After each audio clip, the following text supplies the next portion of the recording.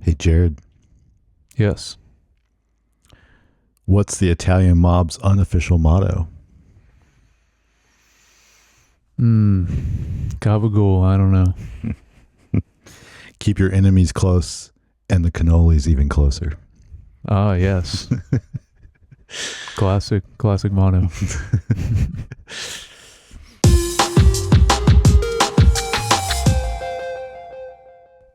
Hey, welcome back to Screen Time Film. I'm your host, Josh Youngbar, and I don't like violence, Jared. I'm a businessman. Blood is a big expense. Yes. And this is my co-host, Jared. A man who doesn't spend time with his family can never be a real man. Wise words. Yeah. I had that one down too, though. Yours. That was good. I also like in Sicily, women are more dangerous than shotguns. Yeah. That's a good one too.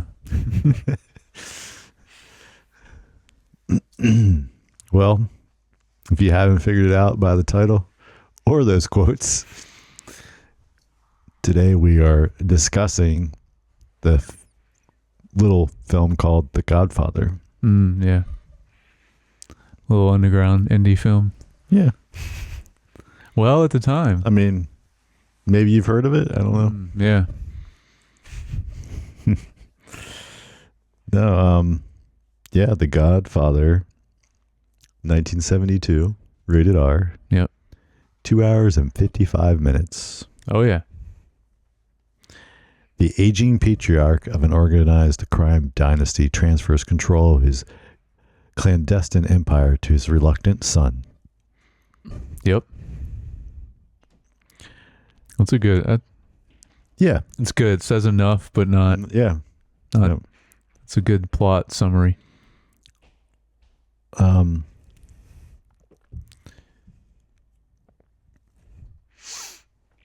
What is this? Huh.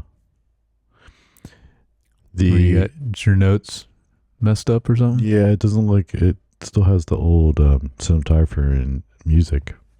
Because these are the people from last... Well, I have their names down. You haven't done? Okay, yeah. I don't know why they didn't update. I don't have the whole cast, so hopefully you have that.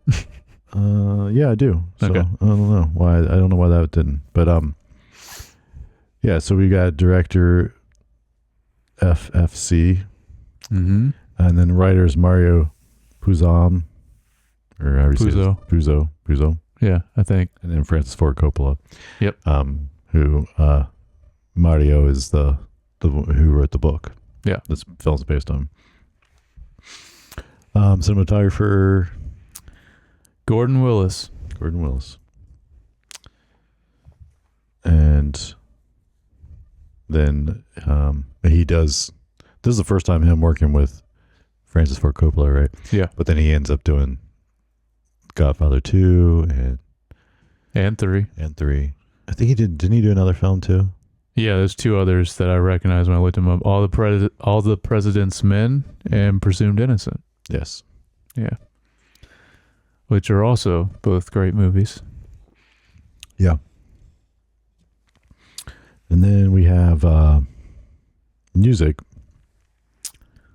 Nino Rota.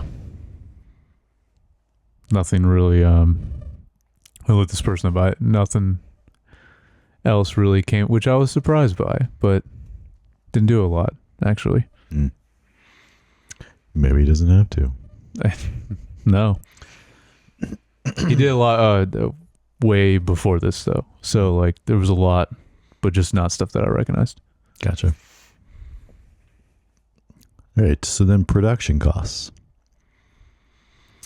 This is tricky because I was thinking a lot, but then I know this had kind of a tight budget, I want to say.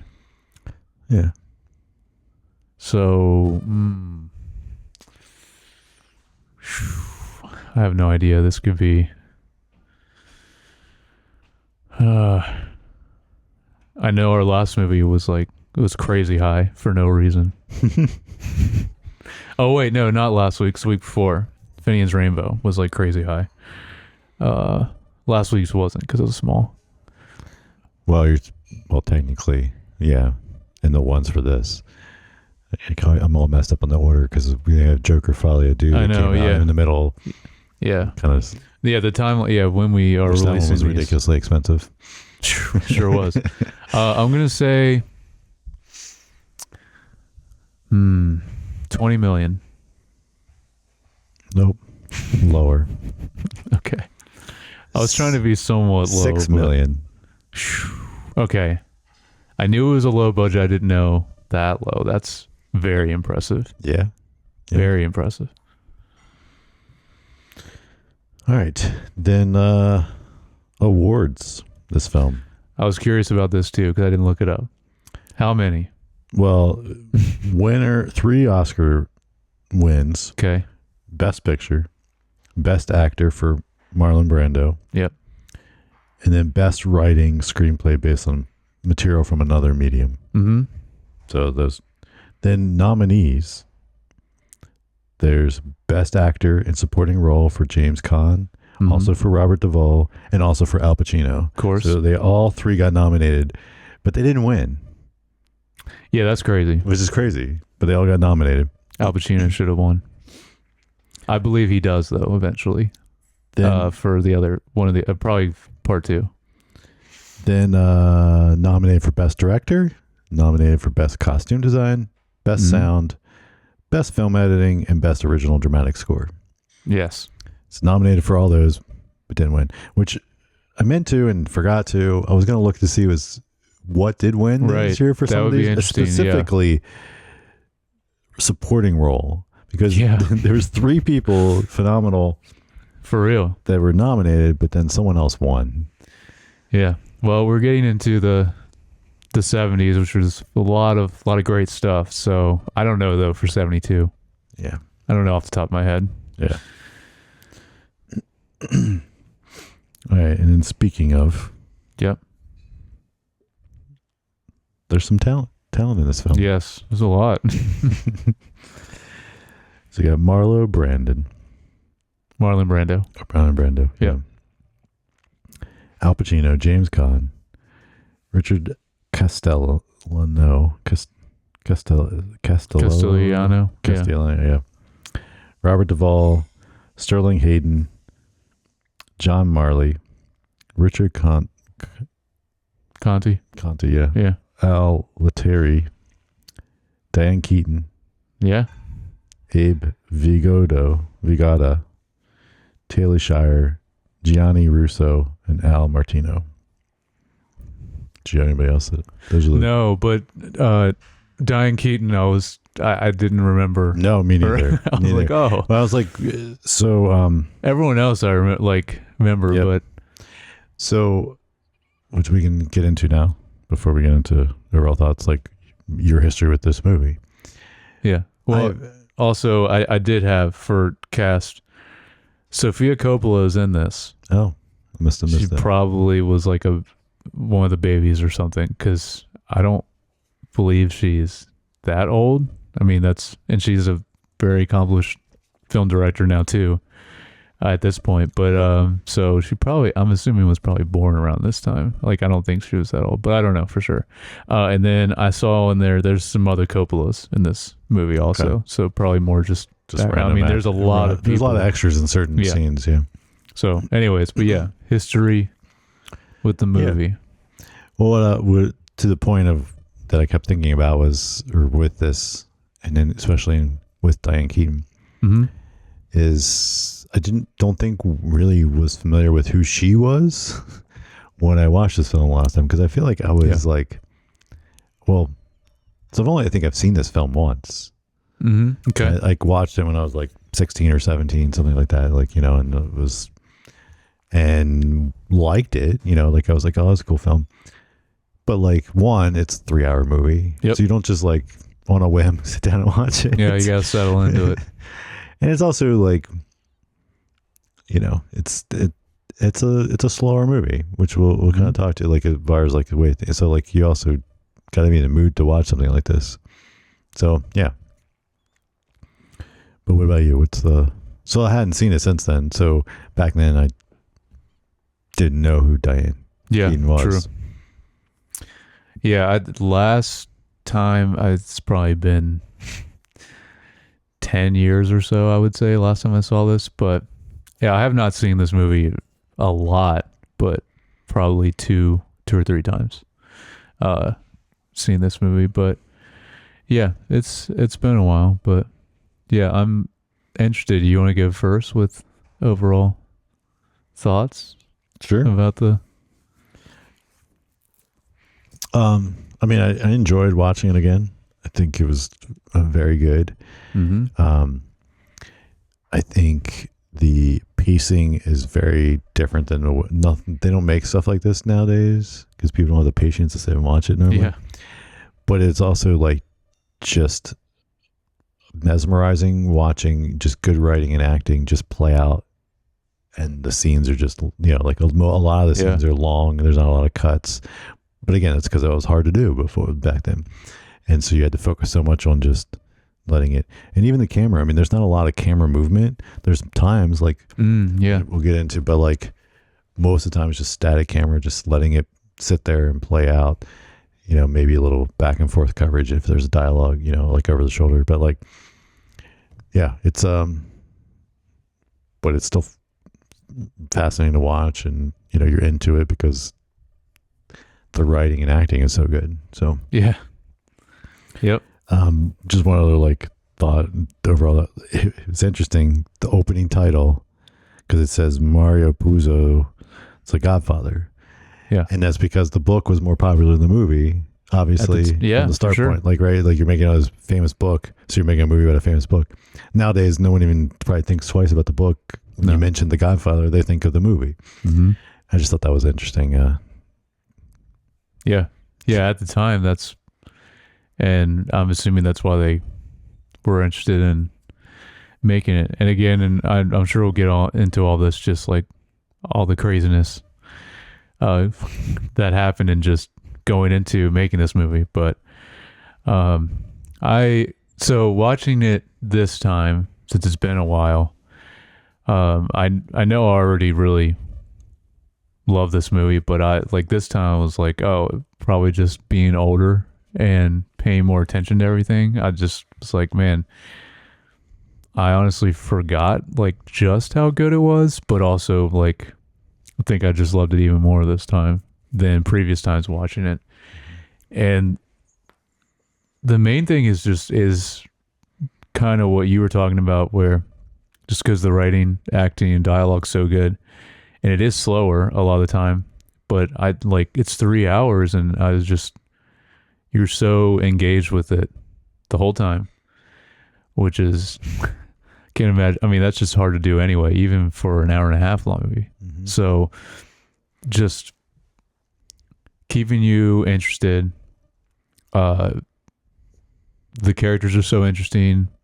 Just different things that happen in it are so interesting, even in the very slowest scenes possible. It's still so interesting. You just want to see what happens. Even these certain scenes where it's just like everyday, like normal stuff is still just really great.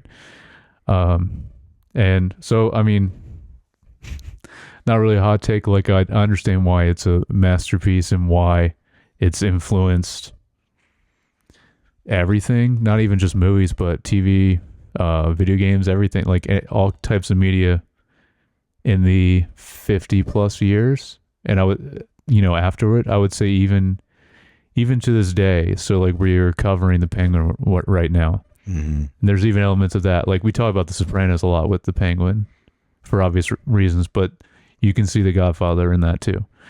And you can see it in almost anything now. I mean, that you watch, like there is stuff pulled from that in some way. So it's amazing how much it's influenced just media in general. And I think also, because you mentioned this, I don't remember on which Coppola movie we just covered, but even the very beginning, he does a really good job with all his movies, getting you hooked in immediately. And same in this one, which we'll talk about in a little bit. And then with this one in particular, he keeps you hooked the whole time, all 3 hours. So yeah, it's I don't know. At this point, probably there's nothing that hasn't been said about this movie. Like, even when we go into like specific things in this, it's like you could talk about literally every scene in this movie in detail and dissect it. And, yep. And I'm sure many people have. Yeah. So we're not going to say anything that probably no one has ever said. No, probably not. But hey, maybe we might have a interesting take. Maybe at some point. All right. Well, you wanted to, let's get into spoilers of just talk about story stuff that we like. And so I'm going to just, the first thing kind of you were talking about, like the opening where it's just like the slow pull out from a guy. And it's like a conversation. You don't even know, you can't even see the other person they're talking to, and keeping him mysterious for that long, and just letting it like linger on the one dude just talking. It was a clever choice, and I think really sets the tone for this mysterious Don, you know. Yep. That get to know shortly after and get to see him and stuff, but it's just like the suspense of, you know, meeting him on screen first. Yes. Yeah, I mean, I kind of had the same thing for the just the whole opening monologue. Just like what you said, like it immediately sets the tone for the movie and everything going forward. And it's just done so well. Even from the very first line, where he says, "I believe in America," is so great to start it.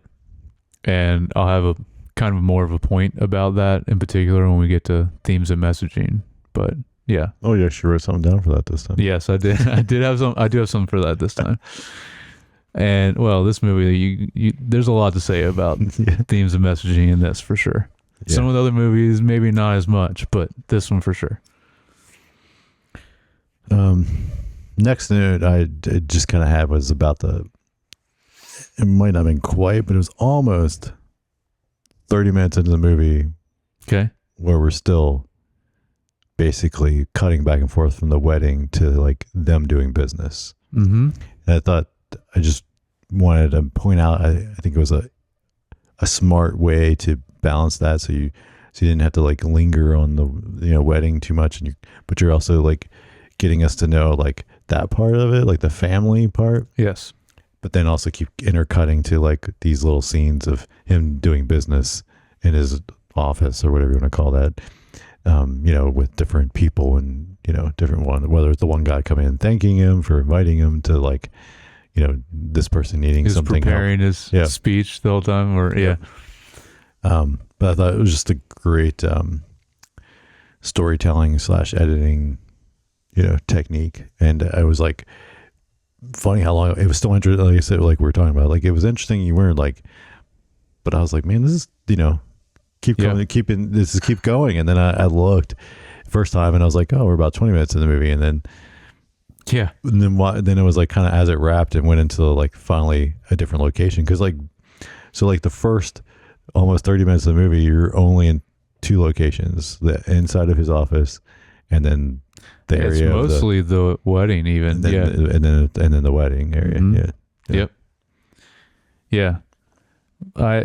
My note about that part is just, I love how long they kind of linger on that, specifically the wedding. Cause it does a really good job at getting you to like introduce to everyone in the family, but just kind of seeing them all together and interacting and hanging out. And you get to see the way they converse with each other. But yeah, it's they take their time with this whole part, but to your point, it's just, like you said, I didn't even realize it was 30 minutes. Almost of this. There's a little bit, like you said, business also, but it's interesting though. Mm-hmm. The whole time. I don't know if you had it on the list, was it nominated for even editing as well? Because you were mentioning about the editing. I wonder if that was one of them or not. I think it was not.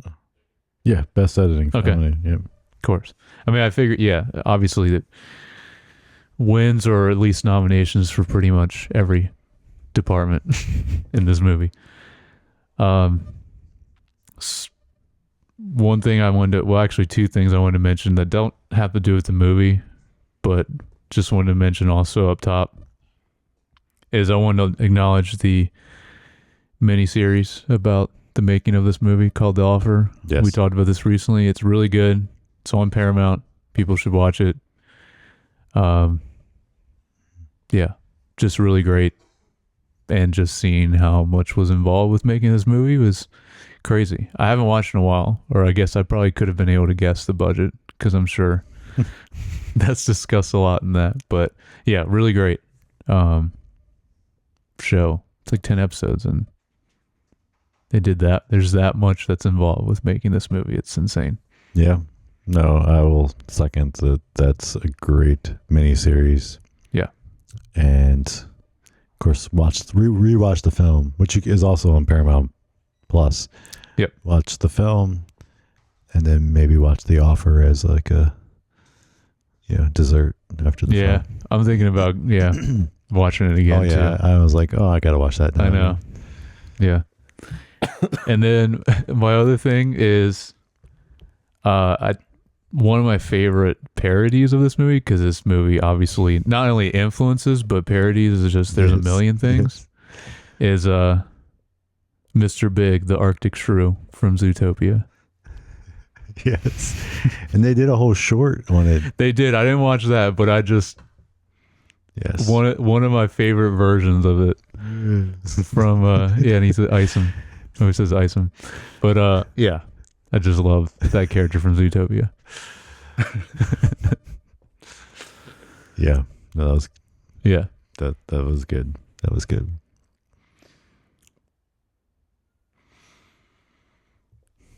All right. Yeah, the next the next kind of plot part is when they sends this guy to Vegas to Hollywood to deal with the Hollywood exec or whatever, the director or whoever producer that was making a movie. Yes. And another classic scene there coming up, but but also like just so well played that the guy turns him down, and so then you take like his prize thing that he showed him earlier, and kills it and leaves the head in the bed, which that's it is funny. Like we're gonna go through a lot of them, but it's like watching it again. Like I almost forgot how many iconic shots and like parts of this movie. Mm-hmm. Like it's almost like there was even more than I remembered. You know what I mean, of iconic parts. But the horse head, of course. It's funny is like each of these, even of the iconic scenes, it's like even all those have probably been not only influenced or parodied in other stuff as well. Mm-hmm. Like not just the movie as overall, but it's like even specific parts of it. It's just crazy. So just the influence, again, to reiterate, just the influence in general that this movie has is just insane. I did look, I might have mentioned this last time, it is number 2 on IMDb of overall like top, I think it's 250 movies of all time on IMDb. This is number 2. Well, right next to Shawshank Redemption, which I don't know if that should be number 1, but great movie. Oh, it is. No, it is really great, but yeah.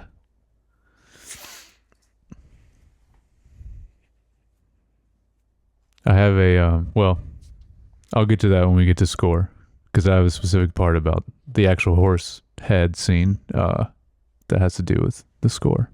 So we can get into that a little bit later. The next thing I have, I think, in order, because it's going to be kind of hard to jump around also, or I'm going to try not to jump around just because it's 3 hours, but this might be a little further in, but the assassination attempt on the Don.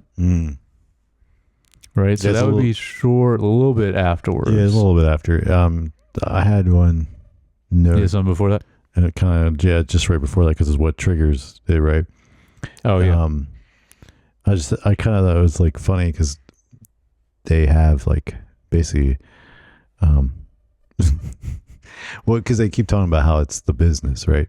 And so Right. they have like this strategic planning meeting where they're all talking about like, Mm-hmm. which like you do in a business, like you do strategic planning, but it's like funny to hear them having these conversations about strategic planning, but in like it's all crime. Like they're like they're like, Yep.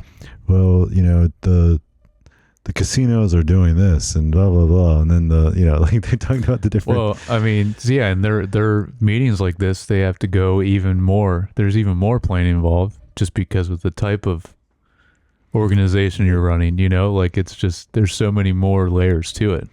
But anyway, and then that's when it comes up with the drugs and the the sale of drugs and Yep.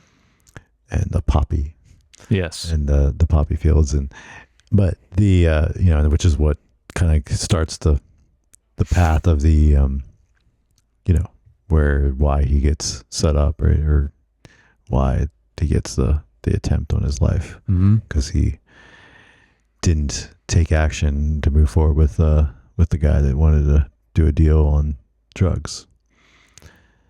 It's also just the actual scene itself is so great, and there's another one obviously later that I'll mention that's kind of similar, but just Vito actually, he's just out. It's like a very, since he always has people with him. He's the Don, but it's just a very small window of a moment where he's at least somewhat vulnerable. Where he's just like, oh, let me grab some fruit real quick, yeah, and then it's like that's all it takes. It's also crazy. It's because this is something I didn't remember either. It's like, what'd they say? Because you see it too, but they mentioned it's like he survives 6. Is it 5 or 6 gunshots? Something like that. Yeah. Crazy. Yeah. I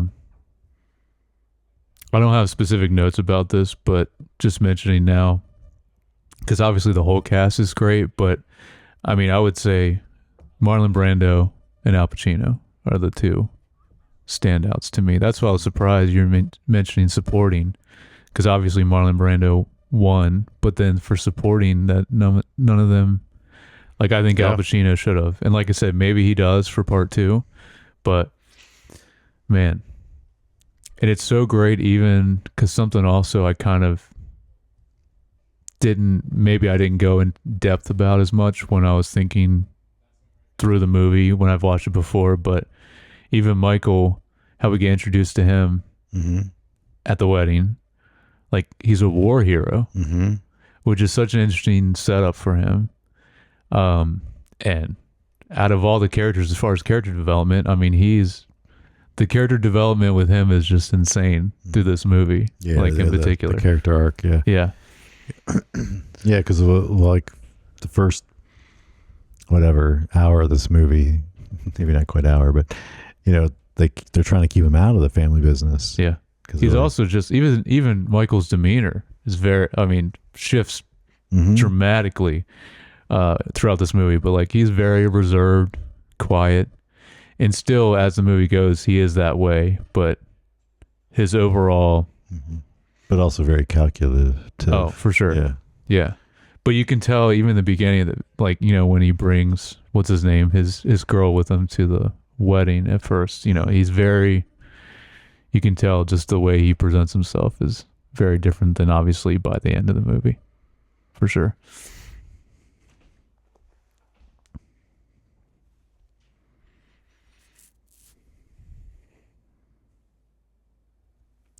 So so he gets shot at, but then he survives, right? So then we kind of get the brother kind of stepping in, trying to run things. Yep. And he's just kind of a hothead and like shoot first, ask questions later type of person. Yeah. And so he's kind of creates a little war between the 5 families. It's hard not to talk like this. I know. It is. So around, I guess it would be somewhat around this. I I just love using the phrase "sleeps with the fishes" as a sentence for someone who's dead. Yeah. It's just always great. Yeah. And it's just been used hundreds of times, probably since this movie. Yeah. I don't know if they're the ones that like coined that. It's probably older movies that have said it, but yeah. And obviously like they deliver him the fish, and that's how, and they mention how, yeah, he's sleeping with the fishes now. But I just love that phrase, and it's just used so well and at a great point in this movie. Mm.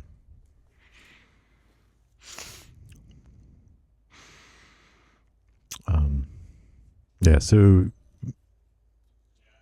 you kind of have him kind of messing up and so, and they do like do some like slight jumps in time here. Yep.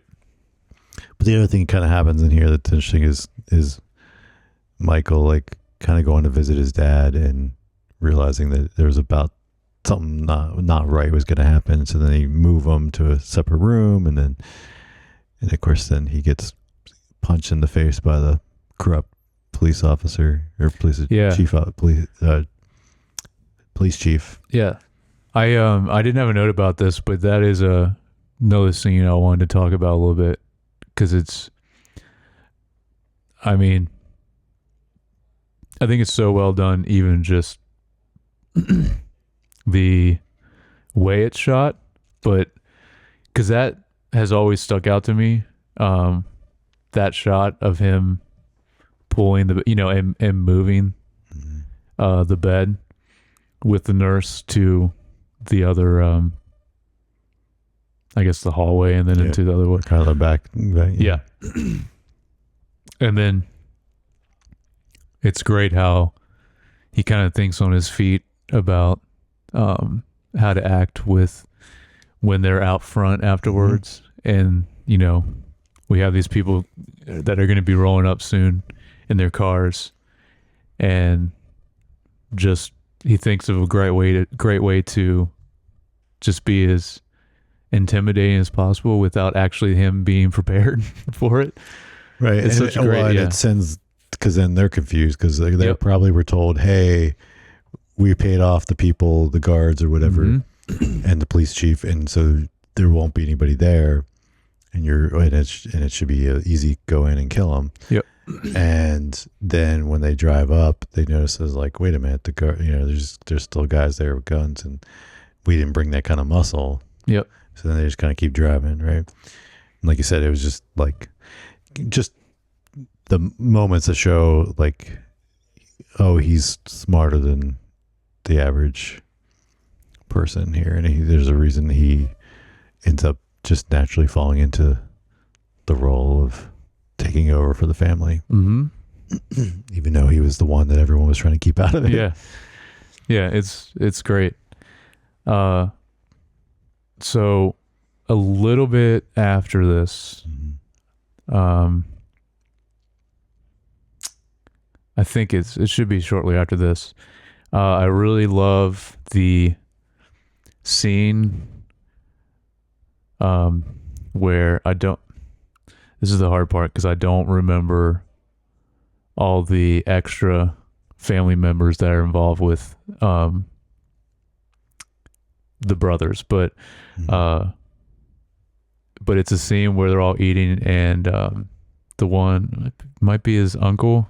I apologize if it's not, because I know people probably know every single character and everything about everyone, but I believe it's the uncle is showing Michael. He's showing Michael as he's cooking the sauce, and kind of explaining the ingredients and basically just keeping it simple, and then adding a little sugar at the end, which I thought was brilliant, because I haven't tried that, and that sounds nice for making sauce. So yeah, but I thought it was just a great scene.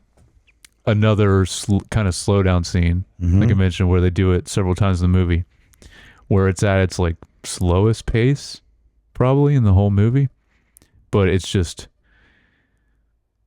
a scene where you're just hanging out with the family. I mean, all they're doing, he's cooking the sauce, and some of them are eating in the background. Like that's all it is, and it's just in the kitchen. Yep. But really great scene to further build up really the whole family dynamic of the Corleones.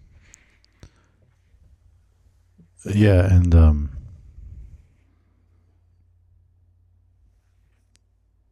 this, I mean, it's a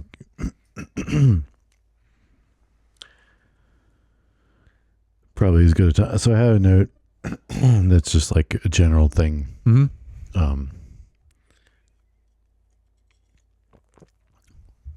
The just the overall where it's the story is really more about the family, For sure. right? And it's and then even like secondary is the business, and then it's like and the violence, the stuff like the actual violence, and it kind of goes back to the quote like I don't like violence. And it's like, and that's where the violence is kind of like not even sensationalized for the most part in the way they do it in the film. That's because it's not. It's just part of doing business, part of life. It's not like a thing to be like the build up to this moment, right? And so, and that's kind of, but also where the one brother that kind of takes over for a little while. You know, that's the part he gets confused about, right? Like he's very like, oh, we need to take action. We need to take action, right? And it's like it's not about the violence and flexing that, and like yes, you need to do that sometimes, but like that's your last resort, not your first option. And any of the violence or anytime anyone is shooting anyone in any way, like it's not played up in any way. Which I think is obviously a great choice for this movie because that's not the point of it in any way. So the way they do it, and it's normally not even that long if it is. Like it's something normally like a quick scene, or it's something that just is just in and out, like done real quick, and then you're moving on to the next thing. Yep.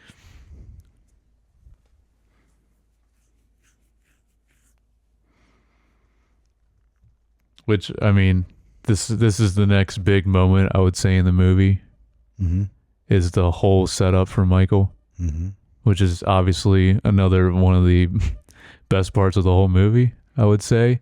And so not only just the setup and the execution of the whole plan, but I would say the actual scene at the restaurant, I would say is probably one of the most perfect scenes in this whole movie, just as a whole, in every way. And again, though, but something where you linger on him a while, Michael, when, like right before he actually shoots them and right afterwards. But it's the build up for it is more about like kind of how he's thinking in his mind of like how he wants to do this. And it's a brilliant setup too, where they're like, he can't just go in there with a gun, like they have someone plant it, you know, in the bathroom and all that. Like even the setup is perfect. And, you know, he still ends up killing them, but he still has that like hesitation in his mind and like kind of strategizing to figure out the best way to do this, because it still doesn't go exactly, you know, how he was planning for it to go. But yeah, it's just that whole scene I think is like one of the most perfect scenes of the whole movie, I would say. Yeah. No, yeah, it's a good one. Definitely a good one. Yeah, it's but and it also really shows his intelligence and and strategizing and planning. Like he's got this creative idea to plant the gun in the bathroom and, you know, blah blah blah, so you can get in there and they can get comfortable and realize that they're safe, and then because they make a point to even check him when he's like, I gotta go to the bathroom. Yep. And he frisks him, you know, he makes sure even before he goes in the bathroom. So, and that'd be the really only chance, because when he comes out, I mean, I guess technically they could have frisked him then too, but like, it makes sense when they did it. You know what I mean? Like, they wouldn't be like, hold up and like, let me search you again after you come out of the bathroom. So, but yeah, just really great. Mm-hmm. Really great scene. And of course, then he's got to flee the country. Yep. To lay low for a while, so no one can find him, and he goes to Sicily. Sicily, yep. So this is. I mean, it's interesting, and that's the thing. It's like, it's not boring, but this is the part, like, you don't need any of this. I disagree. You do need this for the movie. Okay, why? Well, because of what happens, which we can talk about in a little bit. What happens to who he meets, marries, Mm-hmm. and then where he goes from that. So having to go then back to America, but also then his interaction with, I guess that is Diane Keaton. I forget, is it Kay? I think it's Kay is her name. Mm. When he comes back to America, I want to say her name's Kay. Yes, Kay Adams. Yeah. So like even their interaction, because she also tries to get in touch with him while he's still over there. Remember, she comes to the house, tries to give him a letter to give to him. And so any of that stuff later on in the movie wouldn't be as impactful if we didn't have this section in Sicily. And so I think it's still interesting. It's probably another one of the slowest pace parts. So if there's any complaints, probably this would be the part, but I still think it's interesting the whole time. I mean, okay. So what? Well, I was just like, he goes over there, he settles down, he meets the girl, he gets married, and then she gets killed. Mm-hmm. And then he comes back, and like, I mean, like, you could just be like, oh, we sent him away, and then never have to show anything in Sicily.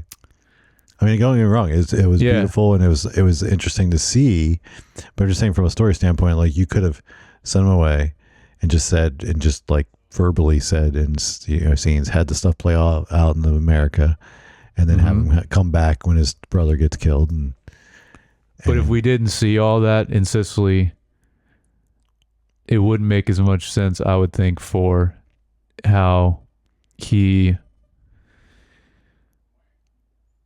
way he decides to go about with the events of the rest of the movie, but also how cautious he is for the rest of the film, I'd say too, especially with Kay. But not only with Kay, but other people in the family. So I don't think it would be as impactful with his character, especially where he ends up being by the end of the movie, and his different actions that he does, especially towards the very end of the movie. I don't think it would be as impactful if we didn't have that big of an event happen to him. Mm-hmm. And well, because even what's his name? The one guy comes to him where he's at in Sicily, and he's basically like, you got to get out of here because like you're not even safe here anymore. So I think it helps with his character and his trajectory for the rest of the movie, I would say. So I think that's why it's necessary, and I think it just wouldn't be as impactful for the rest of the movie if he didn't go through all that. Okay. I mean, I guess the question is like, because to me it'd be one thing if so. At first I was kind of thinking, well, he lost his wife, so that kind of pushed him maybe over the edge. But then, like, the reality is them shooting his dad, even though his dad didn't die, is what pushed him over the edge, because that's where he went to be like, and he came up with this brilliant plan to kill those two guys. Yeah. So I don't really think he needed that for motivation for that. So then it's just like, other than just like him feeling the loss of that, and then I think it played into informing his decisions, though. After like not to coming be back as from naive, Sicily. I guess that he was. Yeah, for sure. Okay. I don't know. I feel like you probably could have achieved that some other way. I mean, Well, again, it could have been shorter, probably, but yeah. There's lots of things in the film that you could but they cut for pacing, and right, make but it they shorter. intentionally you stay and like hang out with people Mm-hmm. in a lot of these scenes, and now if the dialogue and the characters were not done well and acted well and all that, that would suck. But throughout the movie, like you're cool with just hanging out with these characters and in some of these very slow scenes where they're just eating or the wedding or something, and it's always still interesting. Yeah. But I just wanted to mention when she does die, I don't know how they pronounce her name, Apollonia. I mean, they say it obviously different because it's Italian, but so the actual, like, I think it's so great because obviously, like, when this scene happened, like, I remembered this happening obviously from when I've watched this movie before, but I forgot how quick of it was. Like, there's no build up at all to it. And so I thought that was another scene that's just done so well, was the actual car explosion, because she's just like signaling over to him, like, hey, like, here, I'm going to show you that, So I can I'll drive over and pick you up. Yep. And so, like, it's not even something where you're like, it's like this intense build up, like, in any way. Yeah, that's what I was talking about earlier with it's just part of day-to-day life. Like, same thing when the Don gets shot, or anytime it's just or even when they kill somebody else, it's like, I mean, the scene in the restaurant where that had actually some planning. Yeah. So you knew, and there was some anticipation there. But like all the other stuff, anytime there's violence, it's pretty much just like randomly all of a sudden, like, oh, well, someone just got shot. Oh, okay. Yeah. And everyone moves on. Well, exact same thing. This is a little later, but wow, now I'm blanking on his name, but James Caan, how he gets killed, right? Like, is crazy, like how quick it is, and that's not really built up either. Yep. When that happens, yeah. So I think it's just, I do actually. So speaking of that, I do really love the scene just because it was so satisfying, which was obviously earlier in that. But when he goes and just completely destroys his sister's husband for beating her, and like that whole scene playing out on the street was just so great to see. Yeah. Because, man, it's rough. That's something else I kind of forgot about, was how much they go into how bad he ends up beating her. Because, like, they eventually go into that room you don't see anymore. You just hear her, like, it's, I was like, man. So obviously that scene's so satisfying when he comes and just going all through the street, and again, like you're talking about, like, not a lot of cutting, and it's just like just moving with the character, going to he just comes and just beats the crap out of this guy. It's great. Yeah, and well, then the guy, when he gets really what's coming to him at the end. Oh yeah. But so then kind of get to the final act or third part of the whole film is when he comes back to the States. Yep. And kind of starts to take over. And even though his dad's still alive, because he makes it through, like, have the little cool ceremonial of him moving back to the house. And but Michael starts taking over and becomes the new Don, and then he starts to, put some strategic plans into place to kind of move in directions that is best for the family and the business.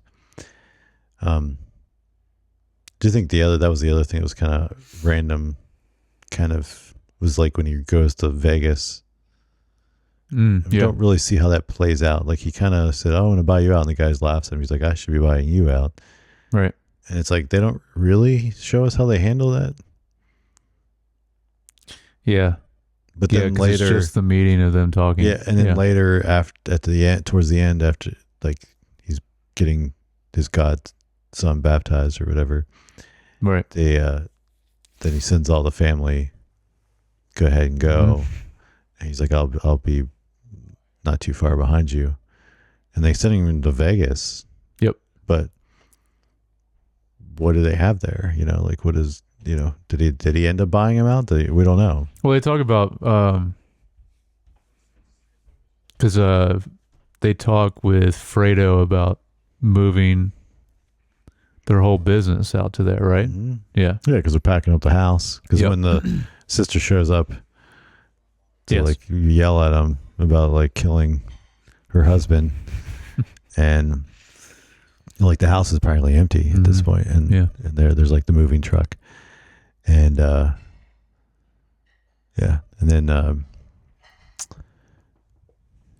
you have the end. I mean, like which was like beautiful way to end the film. Oh man, yeah. Cutting from him, yeah. That and it's just a long. While he's getting, there's a long shot of like after backing up a little. So sister, and then she leaves, and then his wife is like, tell me, and he's like, we don't talk about business, blah, blah. And then he's like, okay, this one time you can ask me. Yes. And she's like, is it true? And of course then he says no. He lies right to her face. Mm-hmm. And then she's like, oh, because like I'm not married to a monster. But then she walks out and she's still out there packing up. She's like in the foreground of the shot. And then it's like a long shot framing. Yeah, this is so good. And there's like the space, the door frames him and also shows like there's like space between them. Yep. And it's like, and then he's in there, and then slowly more guys keep coming to talk to him, and then finally like the one guy goes up and shuts the door, and that's and then it cuts to black. It's such a great ending. Like not only just the storytelling without any dialogue in that part, but obviously, which I'm sure we'll talk about in cinematography, just how that's framed. That shot is so great. Yeah. I have two things before that.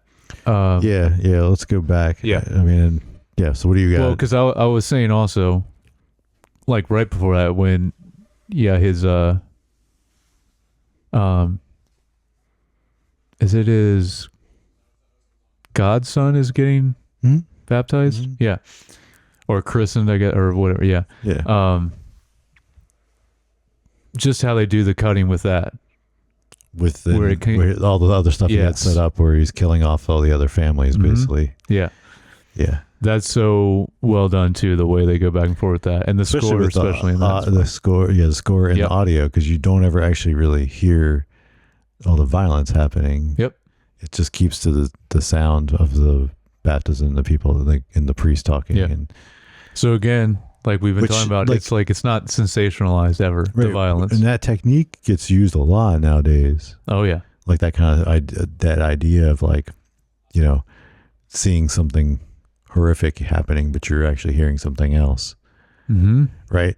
But I mean, it has to be one of those things that like was, I don't want to say invented, but definitely pioneered probably by this movie, or at least cemented as a technique in this film.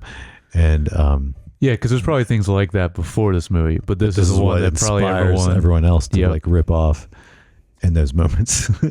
Yes, definitely. And it's also like the one other time that ending is the one other time that there's like build up to the violence.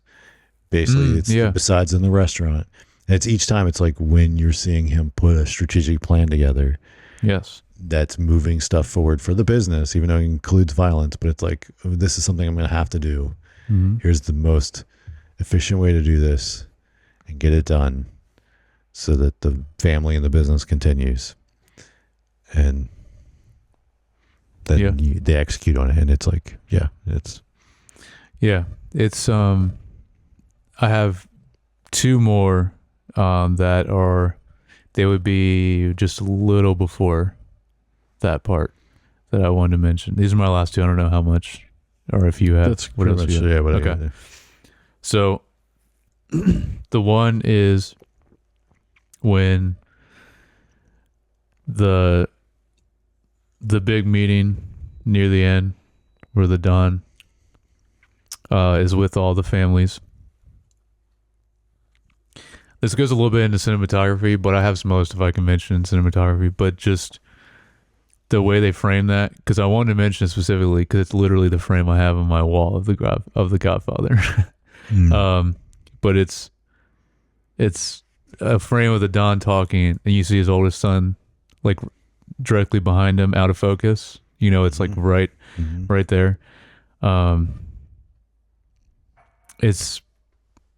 It's just I mean, I because I'm sure there's plenty of moments in this movie that you could probably pause and make like a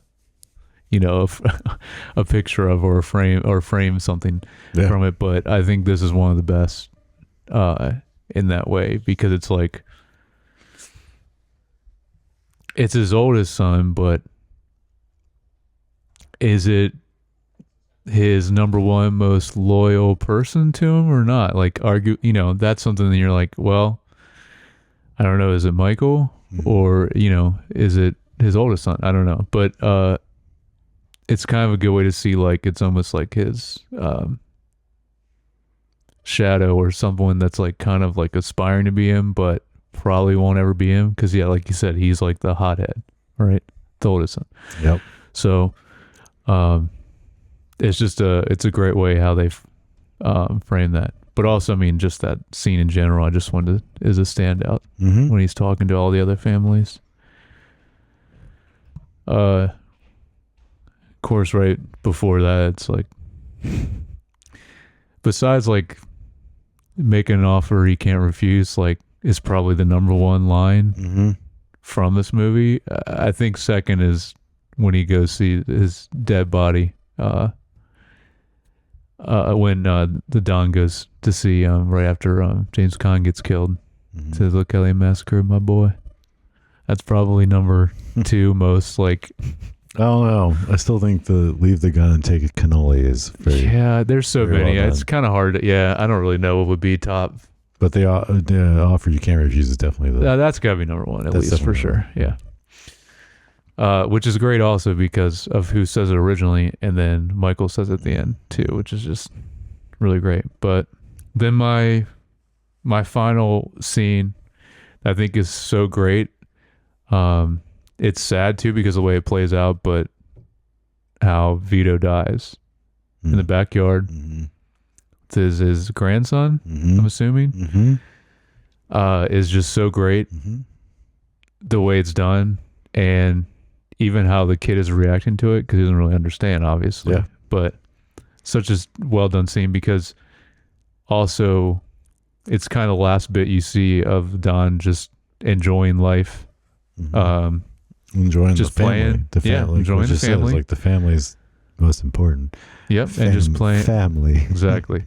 And just playing with his grandkid, and then so that's definitely a standout scene, because that one I had in my head, like, pictured it because I remember from watching it before, but obviously because I haven't seen it in a while, like, it hit differently for me watching that scene this time, as it differently than it would be, when I've watched it in the past. So that was a great scene. Yeah, that was really great.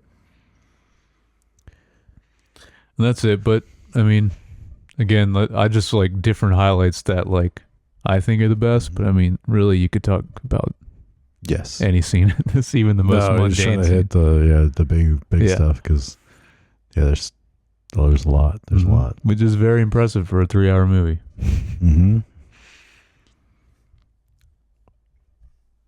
So let's get into a little cinematography. Yeah.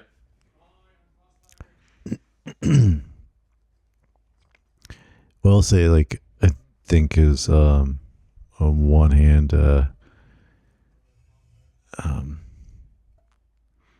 also was reminded of like just some of the way stuff was lit, especially like Not Afraid to Shoot stuff really dark Yeah, really dark. and just looks so much better than half that early crap that the Coen brothers did is all I have to say. So, Yes. but that's, it's just like, it was, I guess to me, it was like, it'd been a long time since I watched an older film until we watched some of those Coen brothers films. And I was like, man, is this how bad stuff was back then?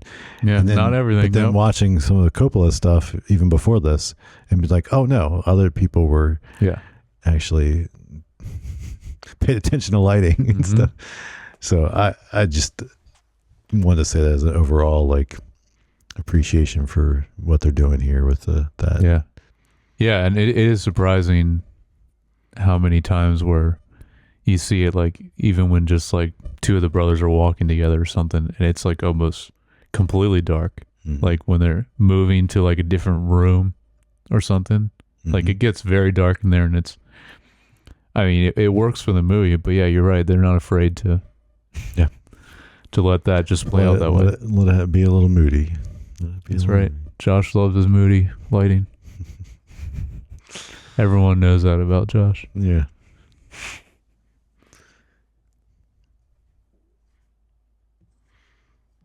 Well, we kind of already talked about the very final shot is like, I think one of the best as far as just the way it's framed. Like I said, the visual storytelling of it. I think it's just a perfect ending, honestly, to the movie. Yeah. The other thing, just as a whole,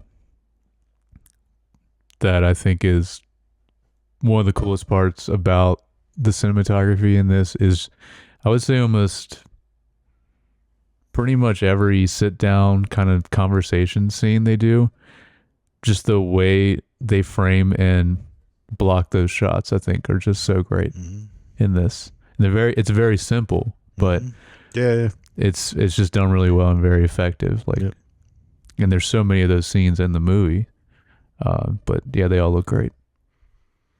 I agree. And like I said, there's not a lot of times it's again interesting when they actually do decide to use a dolly, because a lot of times it's not. And there's a couple times when on Michael's character where they'll push in on him when he's contemplating something or doing, where it's like there's moments for him to step up and be the leader he's supposed to be. And like I said, and there's just in the opening, which was also good, where it's just slowly pulling back to reveal everything that was happening in the room. But it starts just on the monologue of that guy, and you know, was he the florist or the baker, or was it somebody I can't remember now? He's like something. Yeah, florist sounds right. I don't know, something like that. Yeah. But like I said, but most of the film, it's just a static shot. Yeah, there's not a lot of movement. Yeah, in the camera, right, yeah. And it just lets, it's just framed well, and lets the acting and the writing really shine. Yep. It'll be interesting. Part 2 and part 3, like watching those, and more specifically, like focusing on the cinematography, see if it's the same or if he changes in any way for those two. Starts to grow as a cinematographer. Yeah.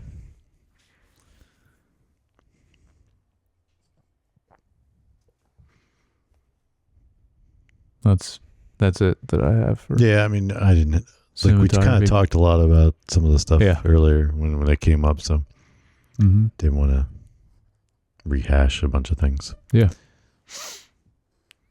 But the score / music. What do you think? The thing, it's obviously classic, legendary little theme. The main theme, yeah. Main theme. Oh yeah. And they do such a good job of like bringing it at the right moments and keeping it subtle, but but there. And then the other thing I love the shift in instrumentation, I guess it would be, but still the same theme when he's in Sicily. Yeah. It's like, it's a little different to be like more Italian Yep. sounding and less American, but like it's still the same thing. So Same theme, yeah, different instruments. Yeah, definitely. Yeah, it's yeah, I mean, obviously this is a very iconic and great main theme. I like how it is what we kind of already mentioned over the ending during where it's cutting to all those different things that are happening. The score there, I think, is like one of the best parts of the movie because they add so much to it at that point. And it's not just the simple, like the way the movie starts with it first, right before even the first scene. So I think it's one of the best times, and one of the best, like, I guess, call it cues of the whole movie. The horse head scene, though, I wanted to mention because the music in this was really great because it still actually is the main theme, kind of more subtle. But then as the scene plays out and he discovers the horse head, then it starts to swell, but then a little bit kind of as we go, it kind of gets with the actual main melody, get it more dissonant to where then, which is mainly just kind of how you can build tension or unease in a score, right? Making that dissonance with the melody.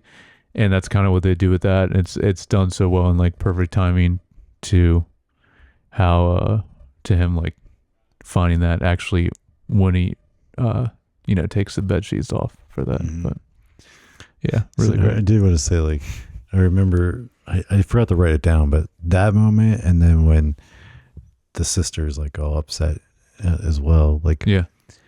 Well, first of all, the sister, I think that was one of that actress, not so good. Yeah, but she didn't have a lot to do, but like the couple times she had to be, it was like, especially then, like her crying and like upset. Those kind of seemed. But the same with this guy when he screamed. Oh yeah, it was not great. Not a good scream. No, it wasn't. But then later when she's like upset, it's kind of yelling and screaming, like it doesn't seem natural either. Yeah. Yeah, it seemed a little over the top. Yeah. Forced. Yeah. Yep. All right. Themes and messages. All right, and then trivia. You'll just kind of have to pick because you could probably go a whole forever on trivia. I'm sure for this. They made a 10-hour miniseries about it. Huh? They did what? They made a 10-hour miniseries. Well, about it. I know, and that doesn't even cover everything, I bet. Well, what do you have for... Do you have something in particular for themes and messaging?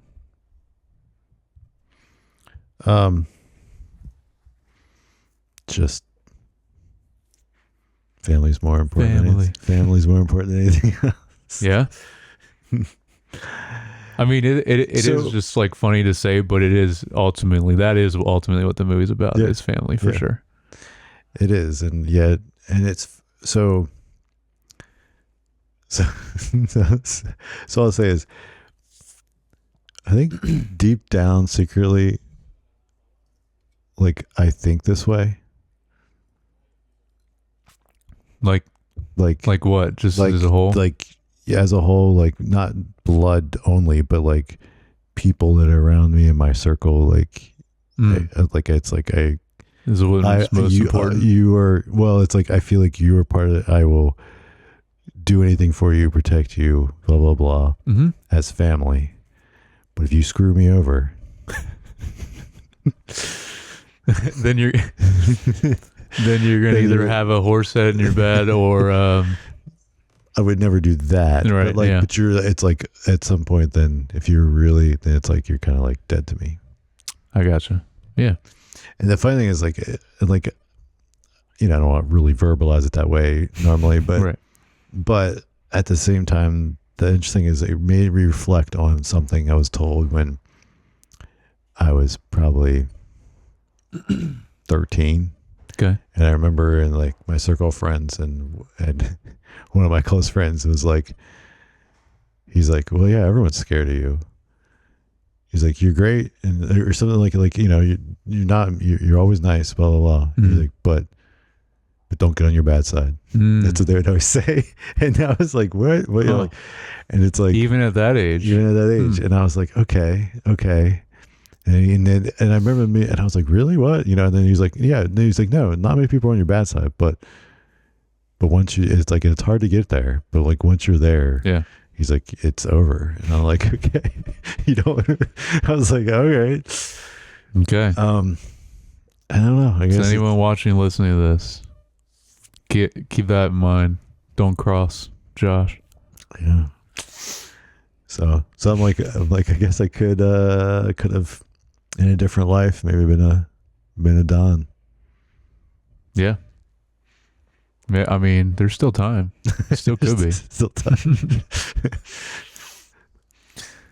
But no, I think the reason the movie works and really, Well, everyone can relate to it. yeah, but it's like because it is so focused on Yeah. family and not on the killing or even the crime or any of those things that they're doing. So someone that doesn't like those kind of movies will still like it because it's not focused on just like, oh, this is a mob movie about killing. Like, Yes. yeah, so anyone can kind of, yeah. Which is probably why I like this film over like, because we've talked about this before, some of the Yeah. other like kind of more mob type movies. Yeah, you don't normally And I'm like as much. and it's because they focus more on the other stuff. It doesn't mean there's not some of that stuff in there, but It's more crime focused and yeah. yeah. mhm. Yeah. So No, I agree. And I mean, it's also, that's why, we were talking about, even people in our family that haven't seen this movie, trying to get them to watch it because it's just, because of how much family means to each of us in the young bar side, even, so it's it definitely resonates a lot. My main kind of point that I was thinking about besides the whole family thing is just America and the American dream in general, because it's like, I think they're basically explaining that from the second the movie starts, because the very first line saying, I believe in America, it's like right away they're conveying that. And that's kind of interweaved throughout the whole movie as well, I would say. Prosperity, land of opportunity, American dream. So yeah, and it was also interesting to make it. I mean, I guess it's that it was a period piece. I mean, like, yes, it's a period piece for now, but at the time it was even a period piece, right? yeah, yeah, 25 years probably or so. Yeah, at the time. All right, so a little trivia. Yeah. So Lenny Montana, who plays Luca Brasi, was so nervous about working with Marlon Brando that in the first take of their scenes together, he flubbed the lines. But the director, Coppola, liked the genuine nervousness and used it in the final cut. Yeah.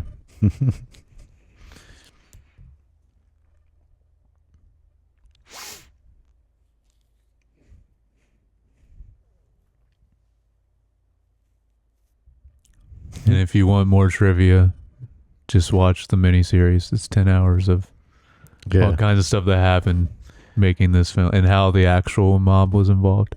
Mm-hmm. So during the scene where they have to carry Marlon Brando back up the steps when he comes back from the hospital. Yeah. He put weights in the bed to prank him to make it heavier. Marlon Brando did? Yes. That's great. I like that because I always think of him as such like a very serious and method actor. Mm-hmm. So that's nice to hear that he does that kind of stuff too. This is something they definitely talked about in the offer. Okay. But Coppola held improvisational rehearsal sessions that simply consisted of the main cast sitting at the dinner in character for a family meal Oh yeah. and couldn't Yeah. break character. That's I mean, and it's great. Like it feels very natural in the movie, for sure. This is awesome. The cinematographer Gordon Willis earned himself the nickname the Prince of Darkness since his sets were so underlit. Paramount Pictures executives initially thought that the footage was too dark until persuaded otherwise by Willis and Coppola that it was to emphasize the shadiness of the Corleone family's dealings. That's good that they pushed back and still let because that could have easily gone bad and like I mean because the suits are ultimately in control of the picture, bills, but they're yeah.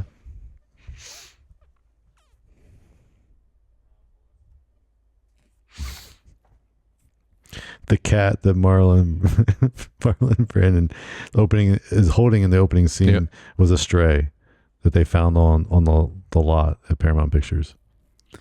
I was watching. It was not in the script originally. Wow, I was watching in the opening scene. I was focusing on the cat a lot, and that cat was very well behaved and did exactly what it needed to do, which is surprising if they didn't have a trained cat that was just a stray.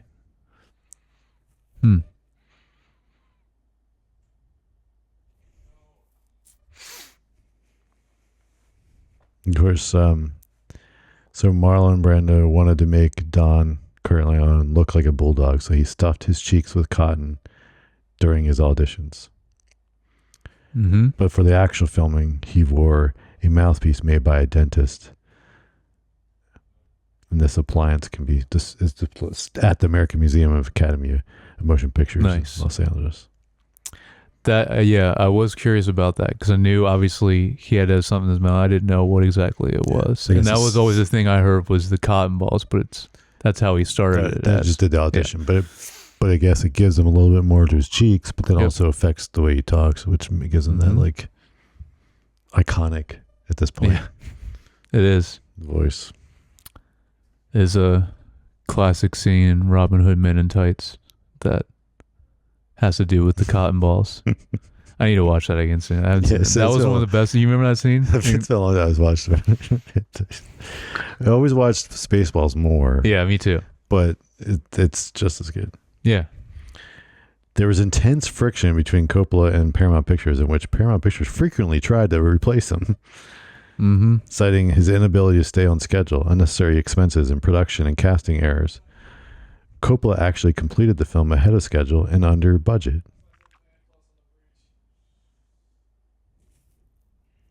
Yeah, $6 million is. Yeah, so awesome. Richard S. Castellona ad-libbed the line, "Leave the gun, take the cannoli." Nice. That's amazing.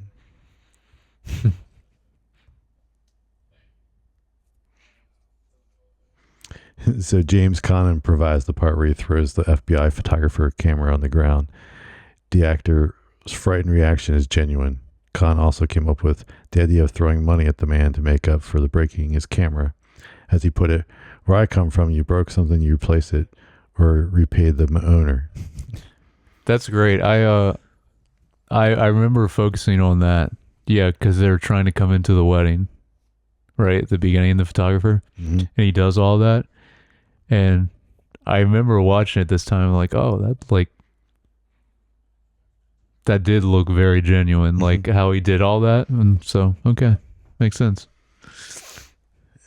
Coppola insisted on the film being called Mario Puzo's The Godfather rather than just The Godfather because his original draft of the screenplay was so faithful to the novel, he thought Puzo deserved the credit for it. Yeah.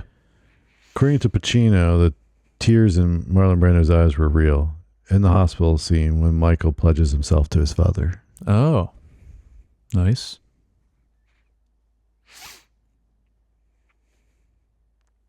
Orson Welles lobbied to get the part of Don Vito.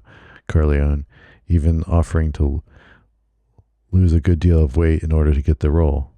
Coppola, a Wells fan, had to turn him down because he had already had Marlon Brando in mind for the role and felt Wells wouldn't be right for it. Yeah. Orson Welles, I don't know.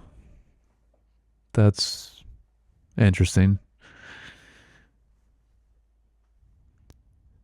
It's funny at this point, even because we'll see him also again in Apocalypse Now, but like this is the tail end of his career as an actor, Marlon Brando. Mm-hmm. Like this is not, but obviously he still won for this, which is great and is deserved. But his prime in acting, I want to say, was more like 50s, right? 50s and 60s. So this was kind of more his tail end of his acting career. But in comparison to that, this is like pretty much the start of Al Pacino. And obviously he killed it in this movie. But like I was looking up to see, he only did like a few things before this, which is crazy.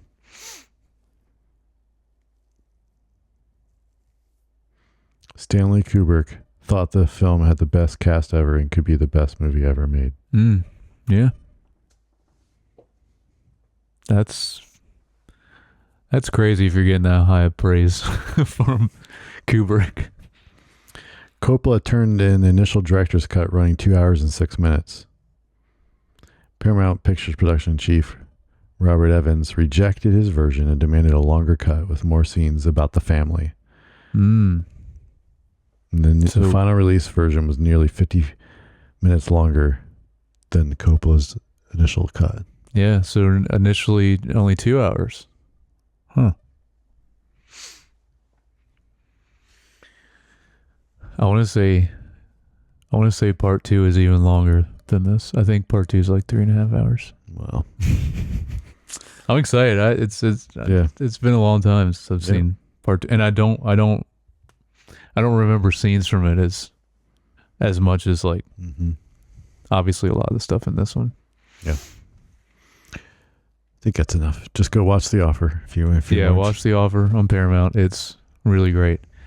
And I remember before that show was coming out, you think about it, you're like, oh, they're gonna make like a show about the making of it. Doesn't sound great. No, it's good. Miles Teller's in it. He's great. I forget the actor's name, but the guy that's like the studio head, so great too. Yeah. Juno Temple's in it. Temple, yeah. Even the people they got for like, because you see Al Pacino a little bit in it. Perfect actor they got to play young Al Pacino. Forget who they got to play Marlon Brando. He's in it like a little bit, but yeah, it's great. But yeah, part 2 is not next week. Yeah. So, final thoughts. The Godfather, good movie. Yeah, hot take. Yeah. Yeah, but let us know your thoughts, because I'm sure most people have seen this film, like unlike some of the other films we've been covering lately. Oh yeah.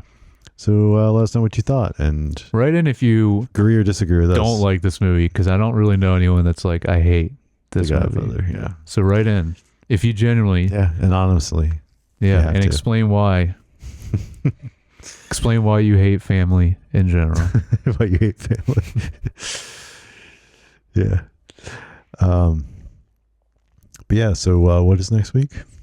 The Conversation. The Conversation. Yep. And then we're back to the Don. Yep. I'm looking forward to The Conversation because it is a movie I've heard of. I've heard it's great, but I've never seen it. Yeah, I've never seen it either. Have you heard of it at least? Mm-hmm. Yeah. So. Yeah. So write in, email us, feedback@screentimepod.com, or leave us a message on YouTube. Comment. You can like and subscribe on Apple Podcasts, Spotify, or YouTube. And please do. Always can use more subscribers. Yeah. And if you'd like, you can follow either one of us on Instagram. I'm @JYoungbar. And I'm @JaredYoungbar. All right. We'll catch you guys next time.